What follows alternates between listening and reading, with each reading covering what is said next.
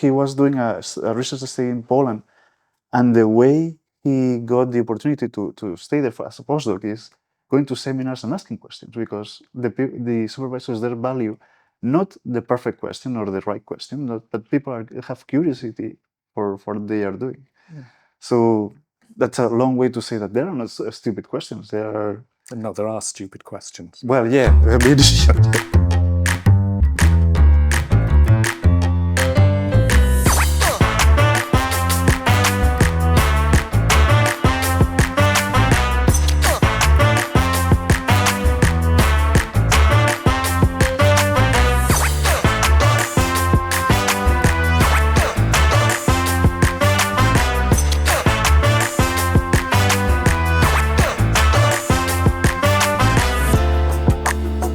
welcome back to another episode of Ments Maravillosas, or shall I say Wonderful Minds, here at CRM, the podcast of the Centro de Recerca Matemática.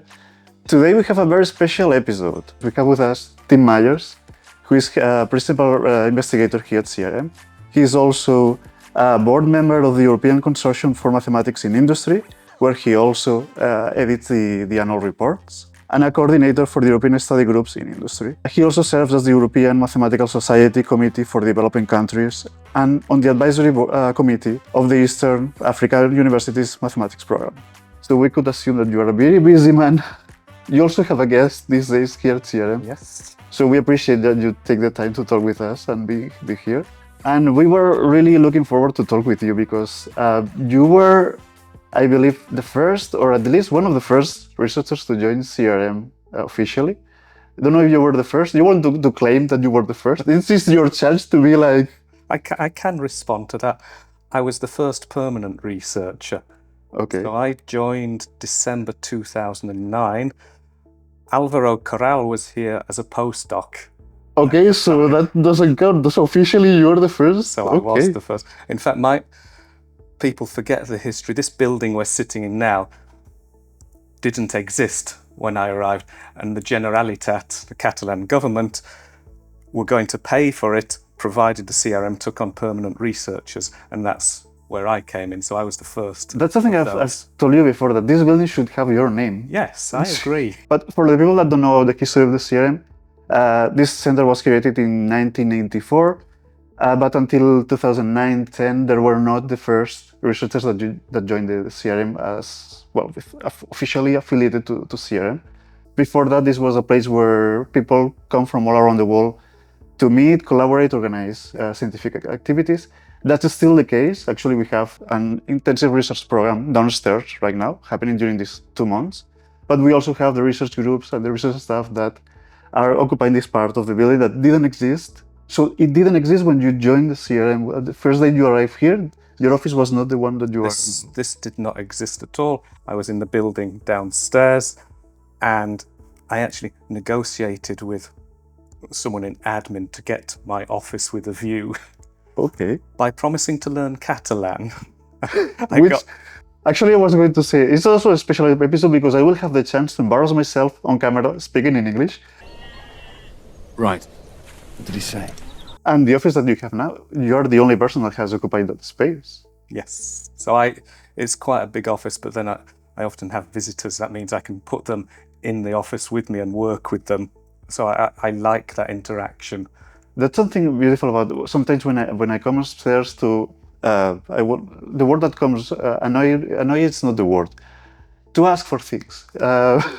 You're always with someone, you're always working with people. That's a part of your job. We can talk a little bit about it later. But the social part of mathematics is something that maybe people don't know about that much. And you're always with people, I mean. I don't know if it's a cultural thing, but a lot of my learning, or the way I operate, comes from working in Oxford. And there it was very sociable that we would all have tea together in the common room. We would go to talks, and then we would all go to the pub afterwards. So I see a lot of my discussions here certainly happen in the bar over coffee, or in my office round the table there. So yeah, I do like interacting with people. I also like to be left alone.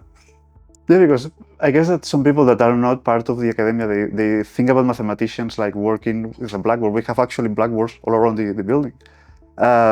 but alone in an office, that's part of the job as well, but it's not the only part of the job. You joined the CRM in 2009. Before that, you moved quite a lot because you spent, correct me if I'm wrong, but you spent, obviously in the UK, you had positions there, but also in Australia, South Korea, South Africa. You like the South, that we can assume that. What made Barcelona like the right choice for you to establish yourself? Honestly, I was so used to moving. I wasn't sure I could settle anywhere. In fact, before coming here, I was torn. So my visitor now is from Vancouver, and I was torn between Vancouver and Barcelona.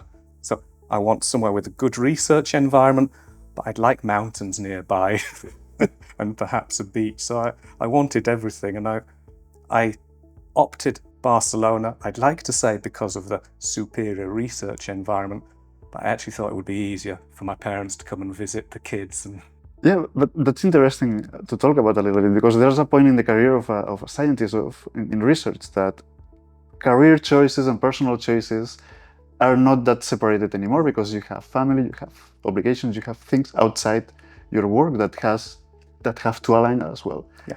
Because you had kids when you joined CRM, so it's not easy to move when you have kids. yes, so I left Cape Town January 2008, I think it was. And then we went to spend about 5 months in South Korea working there. And then we spent about 6 months in Vancouver working there.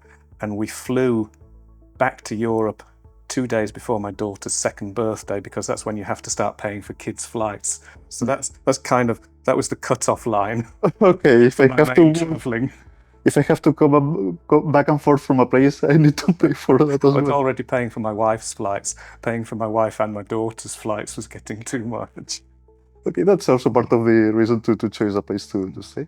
But you've been here for 15 years, if I'm not mistaken. Yeah. But your daughter started university here at the Autonomous University this year. Yes. So that's like a big thing to reflect on a little bit. It's very big. She keeps asking me questions. Yeah, they have that, because mine is 3 years old now. And she's starting to ask questions. I guess that never stops. What's your record for consecutive questions asked? 38. Well, now it just gets more difficult. She's asking me questions about gravitational pulls. And Okay. I haven't done that for a long time, so I'm kind of doing it from first principles. And it's not so easy. I'm not sitting in her classes and she thinks I know every applied maths solution and I've got to work through it. It's cutting into my research time. How does that moving around, meeting different people, being in different cultures as well, helps develop yourself as a scientist, as a researcher? For me, I think it's essential. I learned a lot about the different cultures. Makes you kind of more open. When people come to visit you, you understand some of the difficulties they're encountering. That they're trying to do work, but they've got to adapt to a new social situation. But it also, the contacts are invaluable. I know people all over the world.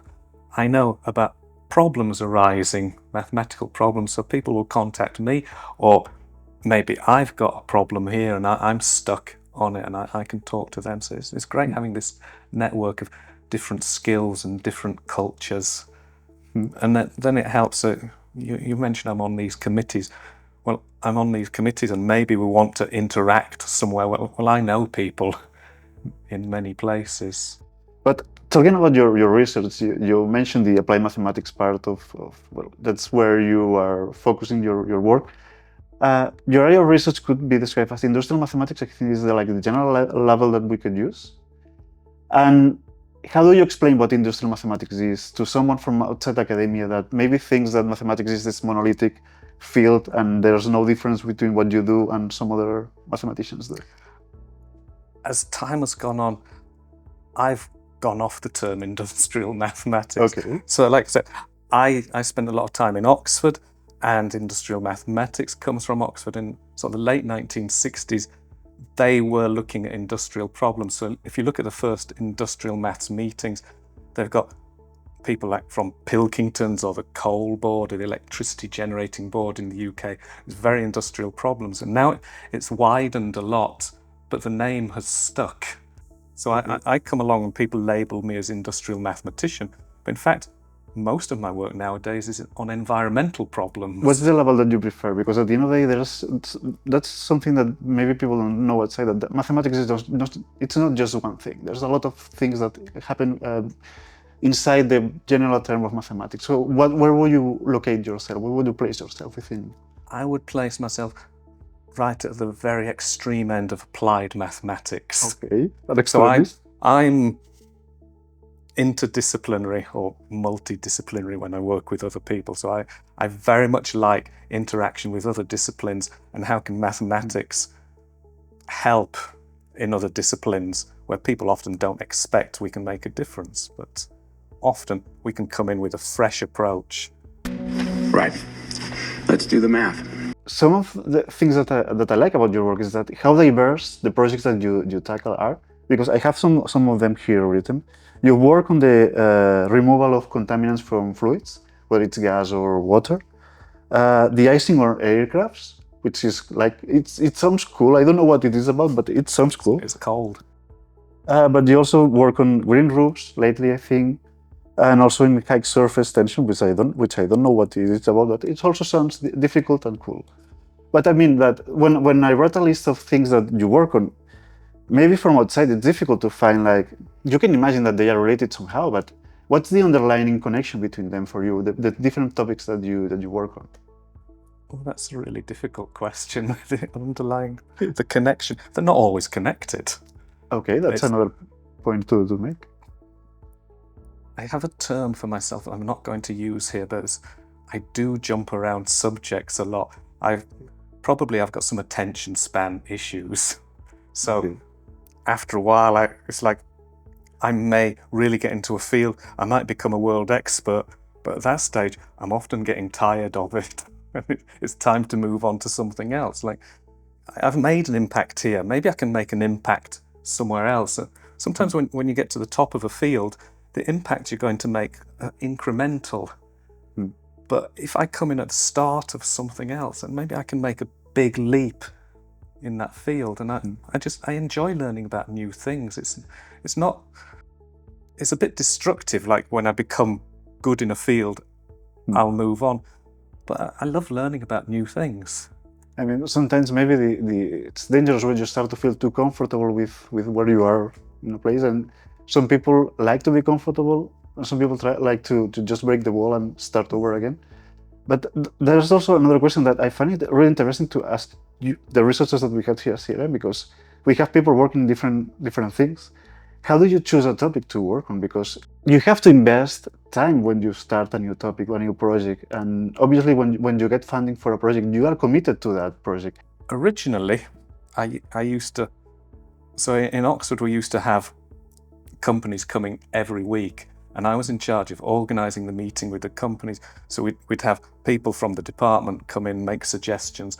And then during the week, I'd have to write up what we'd discussed, translate it into a mathematical model, present it to the company. So each week I was working on a different problem. And there were very diverse areas, things like making silicon chips or mortgaging cows or manufacture of glass. We would jump every week, and that kind of gave me a very broad background, but it's difficult to jump that much. And nowadays, being a bit older, I can pick and choose. So what do I care about? So now I'm almost entirely working on environmental problems. Okay. And so I've got enough connections. I can find out what are interesting problems. Where do I want to focus? And also, how is my experience going to fit in with a certain topic? So there's no point in me jumping into AI, for example. I'm not going to make an impact there. So I need some connection with what I know and some personal interest. You're working lately on environmental topics. Can you explain us a little bit what projects that you have right now that are related to the topic, or something that you're working currently during your research? Okay, so the main problem we're working on at the moment is capturing environmental contaminants. So there's two big fields there. So we're looking at water contaminants, where it's normally trace amounts. So say drinking water, there's lots of contaminants in there, particularly from our own personal hair care products or washing products. There's things that we cannot have in the drinking supply. And after you've done all the normal filtration, you've still got these chemicals sitting in there. So we're trying to capture those. And then there's the obvious one of greenhouse gases. The best thing would be not to produce them. But going on the assumption that people are still going to produce them, how can we capture them afterwards? So that contaminant capture is the main thing I'm looking at. And there we're looking at mathematical models of the flow of how the contaminants are moved, and then their interaction with adsorbent materials that capture them. Then we've got a project on hydrogen storage. So hydrogen is a nice green fuel if you ignore how it's manufactured. But if you're doing it at one place, then you can capture any contaminants being produced there. So then you've got hydrogen, which obviously explodes.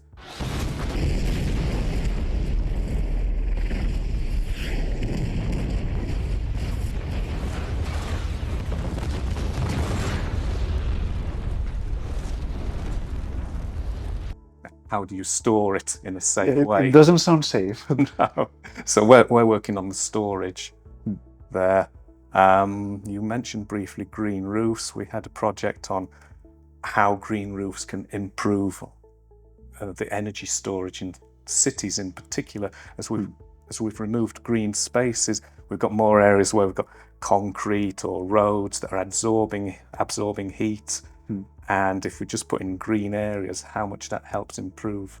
So you get less absorption of energy with a green roof. And then your city can cool down more at night.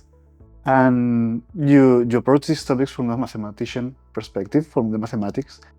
What's the impact that you think that mathematics can make in these fields? Because as you mentioned before, you work with people from different backgrounds, engineers, I assume, physicists, probably chemists as well.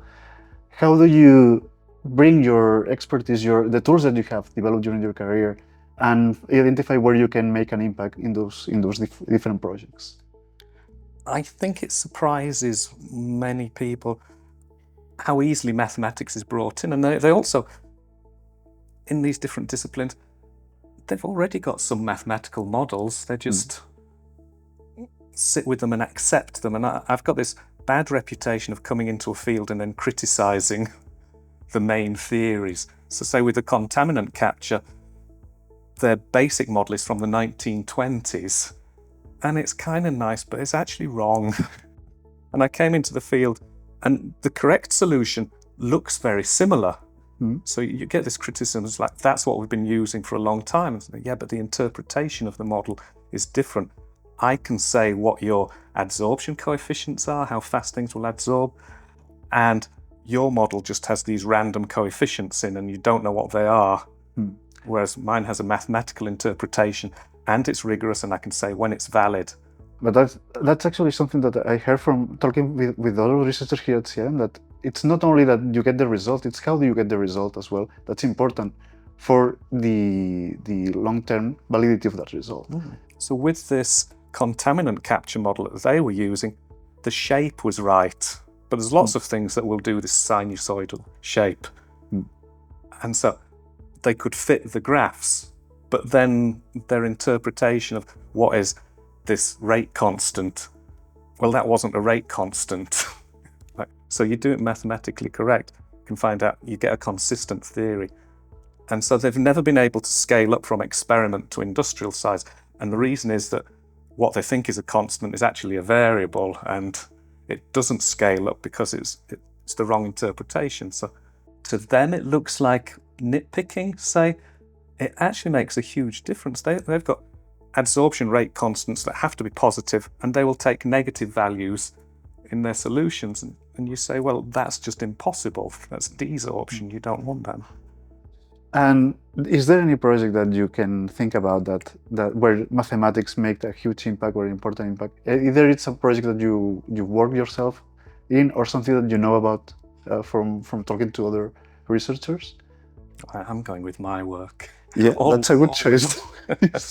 Always promote your own work. I think possibly the biggest effect I've had was with aircraft icing. So with an aircraft, you're not allowed to have ice growing on it. And we don't see this because the aircraft we're flying are always clean of ice because of the regulations. So water freezes around 0 degrees when it's got something to freeze onto. If there's nothing to freeze onto, it can go down to about -40 and stay in a liquid form.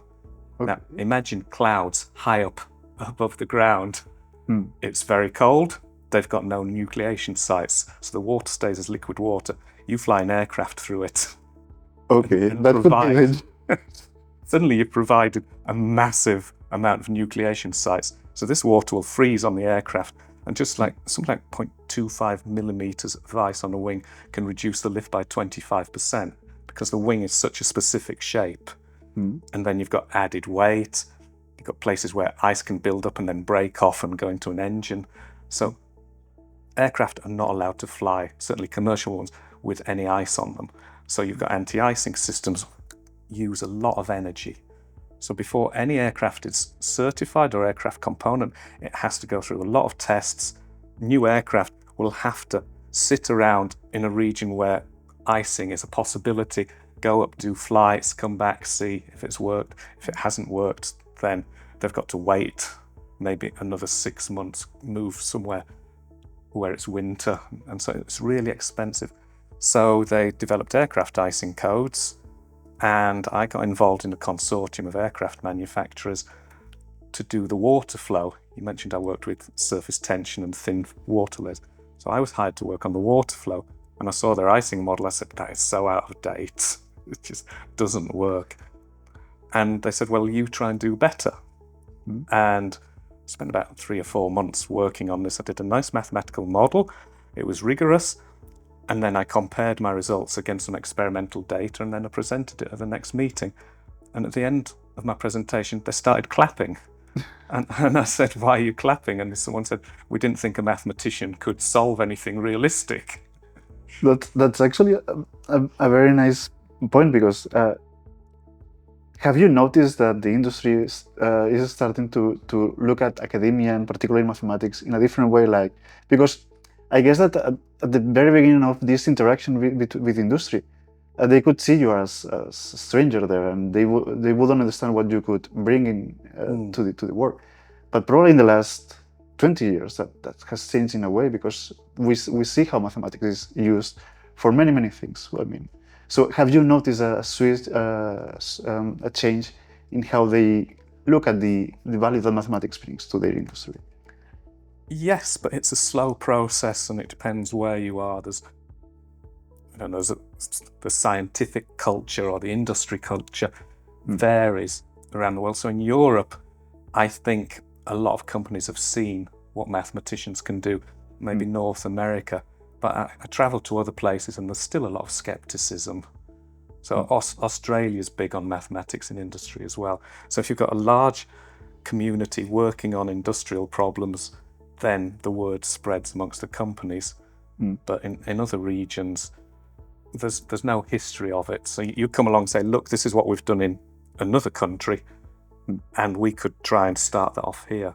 Because at the end, I guess that you have to build trust with industries as well, across many years of collaboration.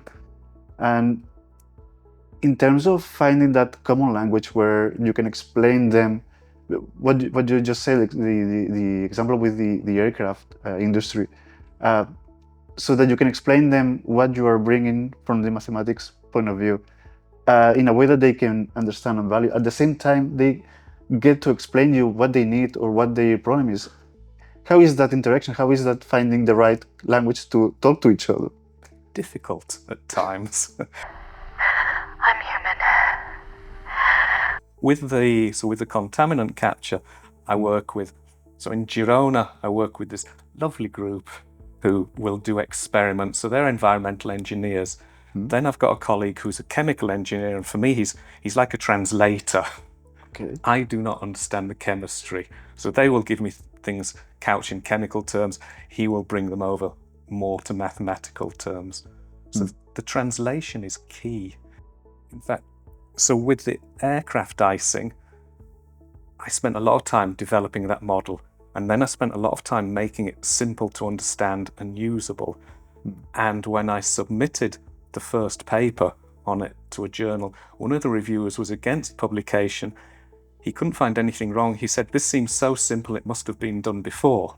Now, I had spent such a long time making it so simple and usable, but it got accepted, and now it's pretty much standard in the aircraft industry. It's used for structural icing as well, sea icing, so things like power cables. There's a big problem with power transmission cables getting ice growing on them.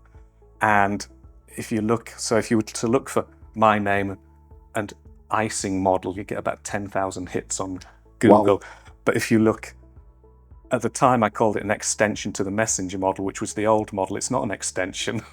But And that gets about 10,000 hits as well. actually, you said something that's interesting because you have to simplify a little bit the work so people from outside your field can understand it.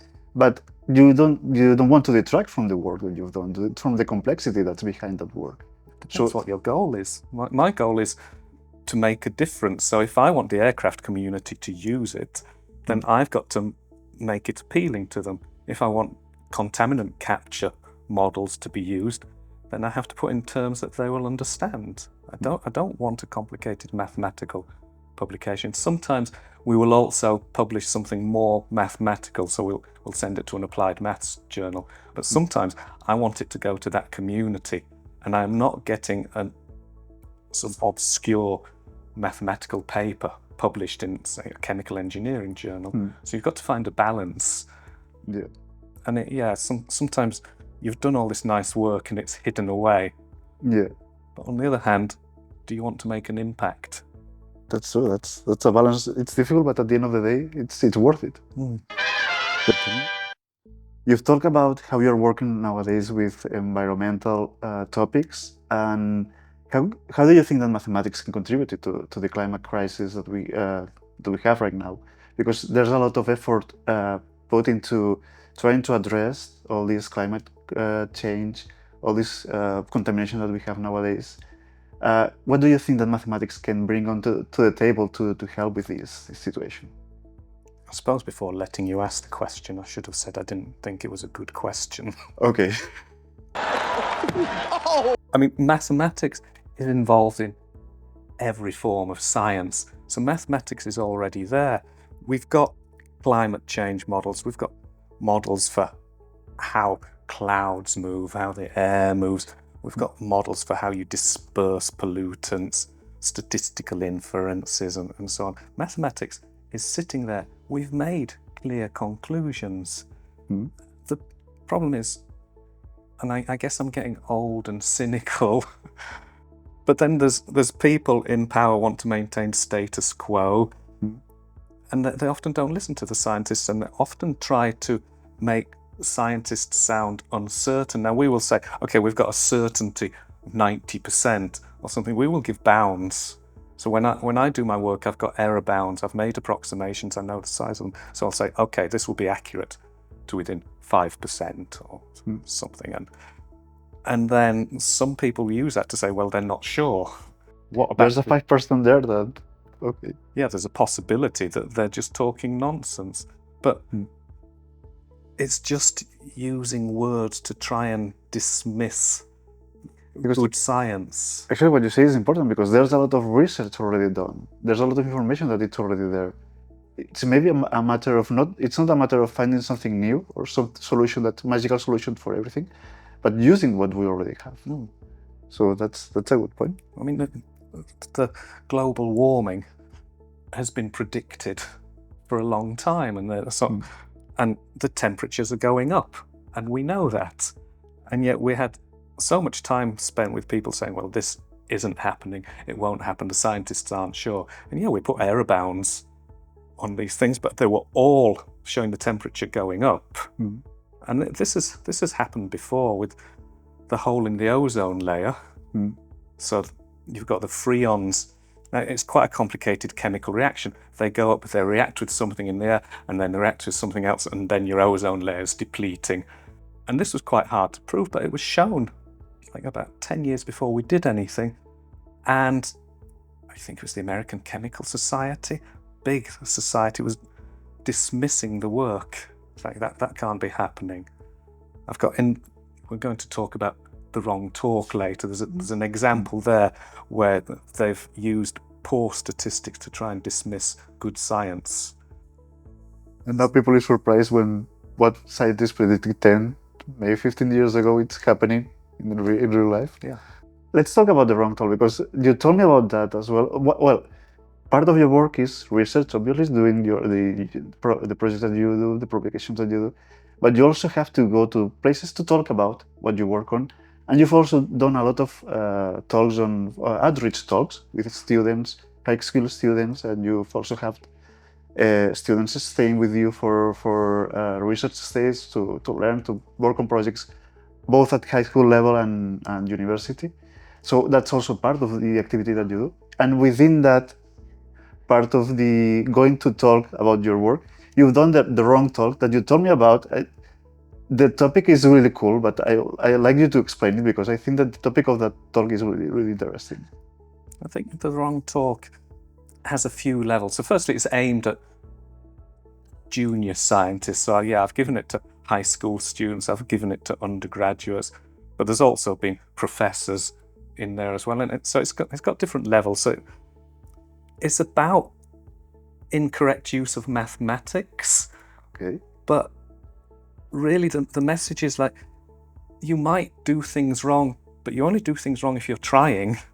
So you've got to try. So I actually start off with some non-mathematical mistakes. Like Aristotle thought that eels were generated spontaneously from mud. Or Newton, we all know about Newton, gravity and apples falling, but he was also an alchemist. So he was searching for the philosopher's stone, how to transmutate metal into gold. And the other thing alchemists did was the fountain of eternal youth. So he was researching into that, and we forget about that. The Big Bang, Fred Hoyle came up with that to dismiss the theory. He was saying, oh, it all started with a Big Bang. He was being rude about it, and the term caught on. But all these people who've made mistakes or said things wrong, they were always trying. So there's this part of the talk saying, yeah, we make mistakes, but we should learn from them. Well, General, you know what they say. If at first you don't succeed, try again. And then I kind of go on to how you can use mathematics badly. And there's things like, there's the stockbroker's tale. It's like, how do you look like a great stockbroker? Well, you can send out 1,024 letters to different people saying stocks are going up, stocks are going down in this company. Half of them are right. So the next week you send out 512 letters to the ones you're right, and half of them are right again, and half of them are wrong. And you slowly whittle it down. And after 10 goes, you're down to 20 households that think you are the best stockbroker in the world. And then you can invest their money for them. That's an interesting point, because in science, I think we are always focused on getting results, positive results. But behind those positive results, there's sometimes negative results that are still results. And there's nowadays a culture or a push to get these negative results published as well. Yeah. Because at small scale, if you make a mistake, you know that path that you followed is not leading to where you want to get. But maybe that part of that path will help you to find the right path, if it makes sense. But at the same time, if you follow a path, it doesn't lead to anywhere. The people behind you will know that that's not the right way to go, that you have to find another way to solve it. Because I see how it's connected a little bit with the wrong talk. And where do you stand in that field, in that sense? Where do I stand? I think that negative results are almost as important as positive results. We should always try and make it clear. There's no harm in saying in a paper, I did this as well and it didn't work out. Because, yeah, you're right, the people who don't know you, they might think, well, why didn't he try this? And they will try it and waste their time. Now, I have an example. I'm not going to mention the field exactly, but I've published a paper explaining why a whole field is making mistakes. And there's actually a series of mistakes, and I believe some people high up in the field know they're making the mistakes, and I think people lower down in the field are just following on, and not noticing the mistakes. And it's really important to call out bad research, and it's important to say this didn't work. And I think there's very much a culture for always being positive.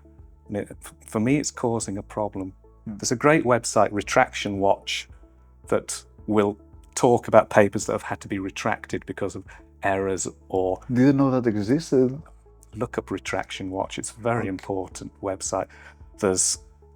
So the International Maths Union and the International Council on Industrial and Applied Maths published a joint paper that's in AMS Notices this month, which is October 2025, on fraudulent publishing.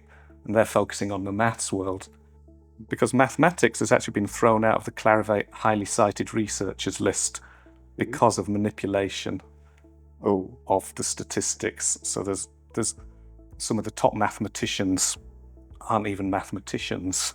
They're associated with medical schools, and because mathematics, we're very grumpy. We don't cite each other very much. So we've got low citation rates, and then it's easy to manipulate the data. So you can bring someone else in, say they're in mathematics. That's actually important, because nowadays there's a lot of articles published about how AI is is flooding the publications with papers that are not always well developed or so. So it's important to identify, okay, which work is sound and solid and which work is not. I mean, it's not easy. It's not easy. They talk about how do you get your papers noticed, and there's some papers where they've put figures in, and in the figures they've got white writing, so we can't see it, but the computer can. And these will say things like, talk about how good this research is, how impactful it is. Yeah. So then, when you get the AI summary on Google, it's read the white writing. There's a lot of tricks going on that many researchers don't know about. I would recommend looking up this paper in AMS Notices on fraudulent publishing. We will also quote it on the description of the video and the podcast. In your talks, in your outreach talks that I've seen, you also give an example that I think it's really cool of football. We will say football for American viewers, that's soccer, but it's football in reality. Yeah, do we have any goals this season? Absolutely. We're going to win a lot of games. We're going to get in the playoffs. No playoffs. There's no playoffs. Again, my job just got a lot easier.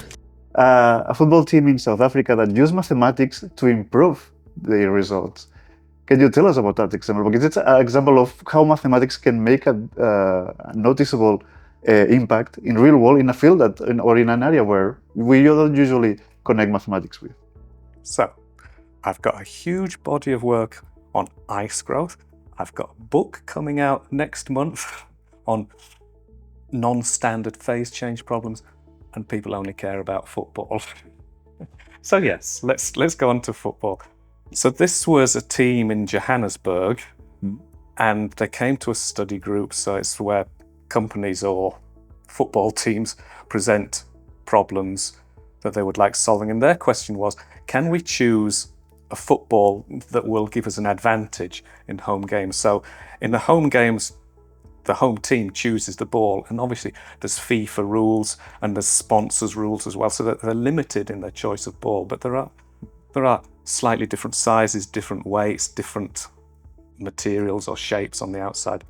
So there is a bit of choice.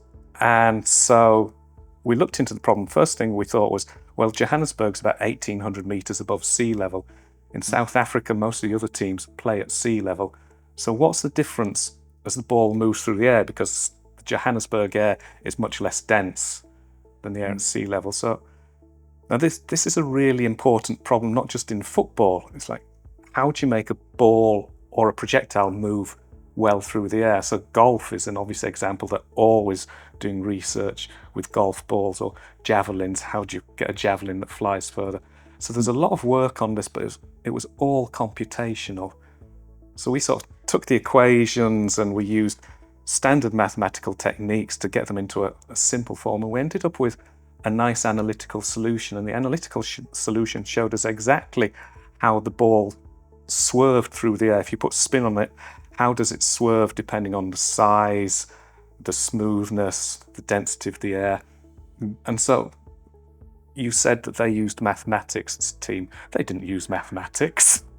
we gave them very basic advice. We said, okay, you play in an area where the air isn't very dense. So if you choose smallest ball you can, smoothest ball, so they might have patterns on them, or choose one that's as smooth as possible, and that will go straight when you kick the ball. So a team from sea level will come along, they will try and curl the ball into the goal, but it will go straight because you choose this type of ball.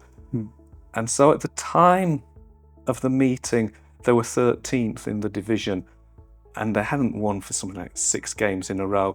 After we gave them this advice, they didn't lose a single home game that season. I, like God, do not play with dice and do not believe in coincidence. It's actually what you explained. You have a problem from the real world, and you can translate it into mathematics in a way. You can find a space where you can turn the real elements of the problem into numbers or elements that you can adjust or play with mathematics. And actually, that's a question that I've asked some people that also work in applied mathematics, and I think at least for me, it's interesting. Do you think that every problem from the real world could be translated into mathematics and work with mathematics? It may be a stupid question. That's way too big a question. Every problem in the real world, I would say no. But okay, most? Most, yes. Okay. I mean, we've got problems like social problems. Yeah. So I've worked in Africa on. I mean, there was an example of, should we sell rhino horn? Because there's a lot of poachers killing rhinos, and it's sold illegally, and it's worth more than heroin. And so, how are you going to tell some villager, don't kill a rhino, when you could earn more from one rhino death than you would earn in like 10 years? Yeah. So how do you stop poaching? Well, one way is to sell off all the rhino horn. The South African government's got tons of it stored, because they will tranquilize the rhino, cut off the horn, and then they've got to store it somewhere. So it's like Fort Knox.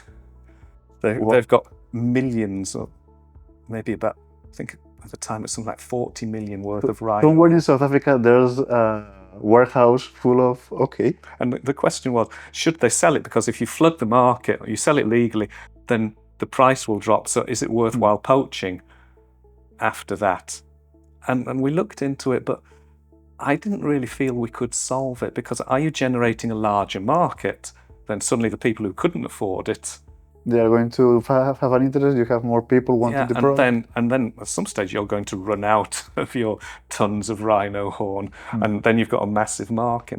I find it very hard to predict people. Okay. So we did some mathematics, but it was like really, really carefully stated. Well, we can't predict what's going to happen here. We can do a model of what you've got. At the end of the day, I guess it's a powerful tool, but there's limits to everything.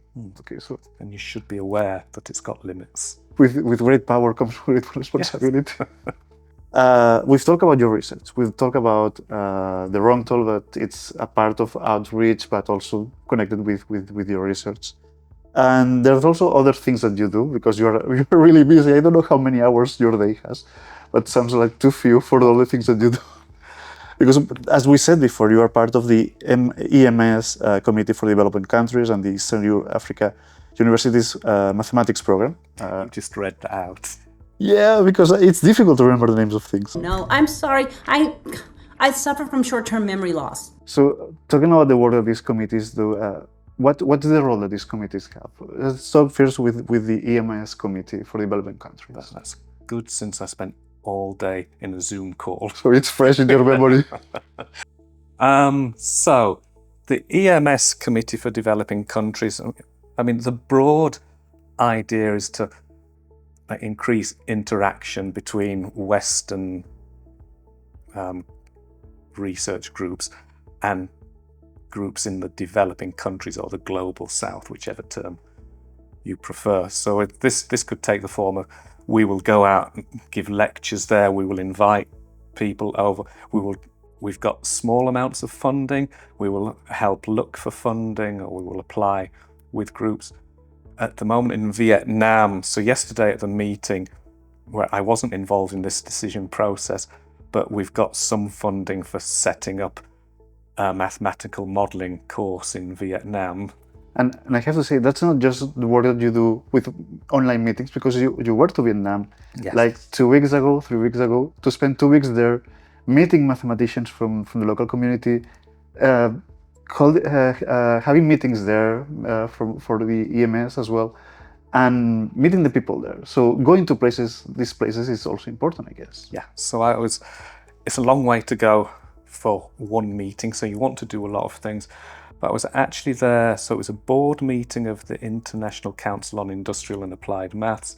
So that's where we were choosing where the next conference is going to be, the next president, and other funding issues. So that was a 2-day meeting with sort of presidents of societies from around the world. So that was a big meeting, and then I had meetings in Hanoi, so Vietnam Institute for Advanced Science. We'll fact check the VIASM.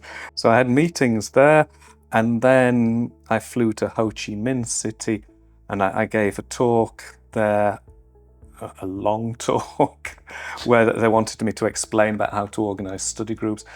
And then they made it into a longer meeting where they'd got 2 companies to come along as well, and how can we interact with them, and how could they set up a study group. And then we're trying, in my opinion, they weren't quite ready to work with lots of industry. So our idea is to start a modelling course, get people interested, and then move on to more industrial interaction. Because I guess there's 2 levels there, because the first part of your trip, the meeting that you held there, that meeting could be held in London or in any city in Europe. But I guess it's important to go to these places to have these meetings, because the people that are involved are leading experts in their fields. Yeah. And having them in that place opens the opportunity for informal, sometimes, meetings with local mathematicians. Yeah, I think there was a clear agenda there by having it in Hanoi, because Vietnam is classified as a developing country. And so they were sending a message out saying we will have these huge international meetings in developing countries as well. And it was organised really well. It was a very enjoyable meeting. And as you said, also being there and talking with the people there opens the opportunity to identify exactly where you can contribute. Because as you said, maybe if they are in an early stage of what they want to do, maybe it's training where you have to focus your efforts. How do you think these committees, or especially Western or European institutions, can contribute to the development of mathematics in these countries? I think what the EMS group is doing, in fact, all the other groups, we're not the only ones with this Committee for Developing Countries. They might have different names, but there's quite a few European groups interacting with Africa and other developing countries. In fact, I was invited last week to a study group that they're setting up. I think it was in Ethiopia. I don't have time. I'd love to go because they've got 2 beautiful environmental problems that I really wanted to work on, but I don't have time to go to that. They're having African Applied Maths Conference, Industrial Applied Maths Conference in Burkina Faso next year. So there's all these things where it's really just getting more interaction going, that people are reluctant to go to some of these countries. And so we've got to be willing to support, and it is a problem. So I say I've had 2 invitations to Africa coming up. I might be going to South Africa in January. There's a very small group who are doing a lot of the work. During this collaboration with African mathematicians and institutions there, because there's 2 ways this could be looked at. It's what they get from having people from European institutions going there and sharing what they know and keeping that connection. But what about yourself? I mean, going to those places, it means you invest time, you invest effort. What do you get from that experience of going there, collaborating with them? We always get something. I think we've become academics and teachers and researchers to try and help the next generation in some way. And I think going out to Africa, that I don't actually like this African mathematicians label. There's mathematicians in Africa, there's mathematicians in other countries, and maybe they've had they've got less access to facilities than we do, or maybe they've come through a school system that's had less facilities.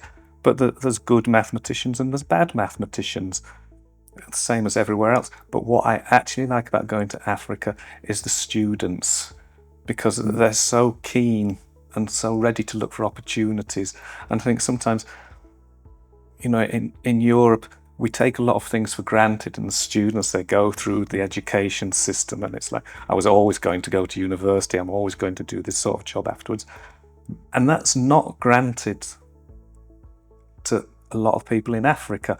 And when they get the opportunity, they take it. And I like the enthusiasm I get from a lot of the African students. So it's probably for them I keep going. Do you see more of a will to find ways to collaborate, to find ways to bring them maybe to do research stays here in Europe, for instance? I've thought about this and I'm not sure what the answer is, because I am seeing more, but it might just be that I'm older and I'm involved in more committees that are specifically aimed at developing countries.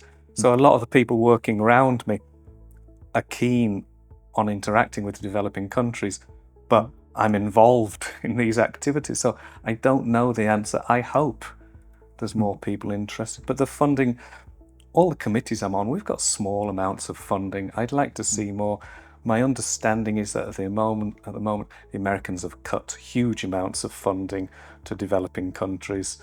So Europe's trying to step up, but I don't think it will fill that gap immediately. At the end of the day, I guess that nowadays it's easier to move around and finding ways to collaborate, because you can have a video call with someone. At the same time, you still need to go to the place and find the people in person to build those bridges, to build those collaborations. It's really important, and that's what we try and do both. So yesterday I spent the whole day in a Zoom meeting with the Committee for Developing Countries, but I went to Vietnam because it was important to meet the people, give talks there, and so on. And funding is needed to that. Yes. Okay, so another question, that actually the last question I had for you is, when you start your career as a mathematician, there's a moment, obviously, when you start at the undergraduate level, you do all the abstract fundamental classes or courses that you have to do to get the knowledge. But at some point, you have to, if you are interested in applied mathematics, in the applications of mathematics, you have to make the jump, to make the change. What advices would you give to young students, or maybe even PhD students that are in that moment where they are trying to decide if they want to go to the applied side of mathematics? Any advice that you would give in that moment of decision? For me, the way I worked it was, as the more for the maths courses I did, the more I realized I loved seeing how it applied to the real world. So I did every applied option that I could. And then I think key after that is choosing like a supervisor. You know, look around for a supervisor in a topic you're interested in. Don't just grab the first opportunity. But I think it's hard advice to give, because maybe there's not a lot of funding around and you have to take what's available. But supervisor is important. Look at their reputation. You're going to spend about 3 or 4 years in close contact with this person.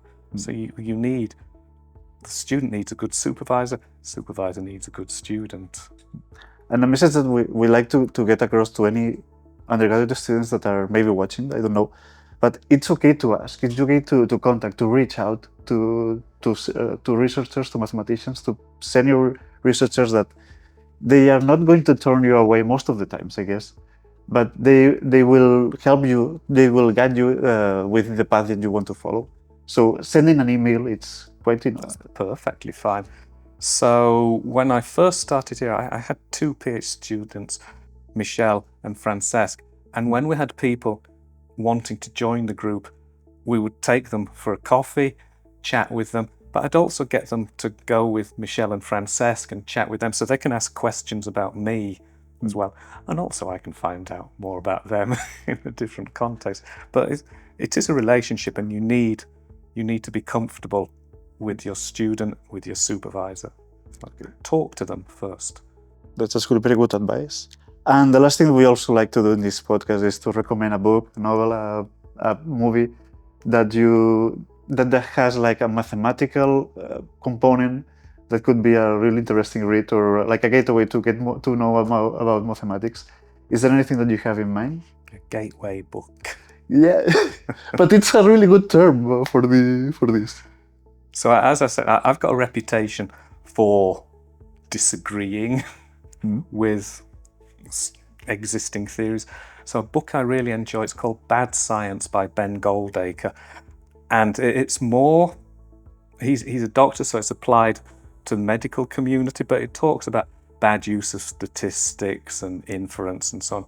And he really calls out bad research, and also how the press has sort of manipulated things or misinterpreted what they've been given. And this is very important because a lot of people get their science or their opinions from the press. And if you can see how the press have distorted results, then maybe you can understand in the future they will distort things. So his book is very good. At times, it's a little bit rude as well. He really tries to crush some people who he believes are dangerous. But a bit of drama for a book it's always a nice thing to have. But it's a beautiful book. He's a very intelligent person. He criticizes bad science and he draws our attention to it, and also criticizes how it's reported in the media. And it makes you question what you're reading, and I think that's always important. That's very important. We only have one recommendation for the people that are watching this or listen to the podcast. Today it's the 24th, I don't remember, 23rd, okay, of October. So that means that it's spooky season. Next week is Halloween, that for some reason we are celebrating here in Catalonia as well. Hashtag Castañada, I guess. But I do like horror movies, so for me it's like I'm torn between keeping the traditions and enjoying something that pretty much I enjoy, which is horror stories and movies. So there's a film the horror film that I really like, that's Cube. It hasn't aged that well, so because it's from 1997, it's from Vincenzo Natali. And it's a really cool premise. It's not executed in the best way, I would say, but it's about a group of strangers that wake up in a mysterious structure, and they have to move safely from one space to the next one using mathematics.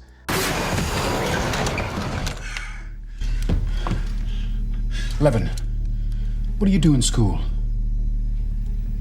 Math.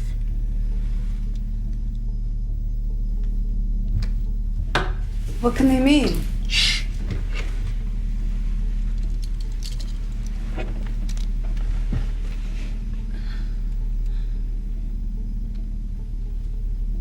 $149.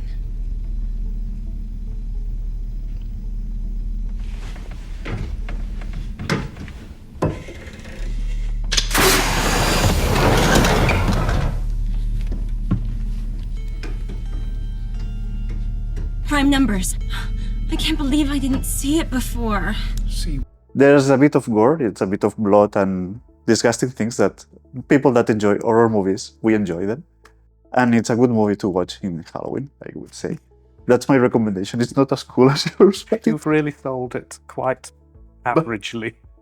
I'm keeping the expectation where it should be. Suitably low. So thank you very much, Tim, for your time, for being here with us. Thank you, I know pal. that doing this is almost like kidnapping you because it's like an hour of being with us. But we appreciate the time that you take to talking with us. All right, thank you. And to all of you, I hope that you enjoyed this episode. And if you have any questions, any suggestions for future episodes, you are most welcome to send them to us. And you're welcome to buy my book, which is coming out next month. So buy his book, watch Cube, buy the Bad Science book as well that we recommended, and watch the rest of the episodes. Some of them are in Catalan, some of them are in Spanish. We have one in English now. We may try with Russian next time. So see you. Thank you for watching. Bye-bye.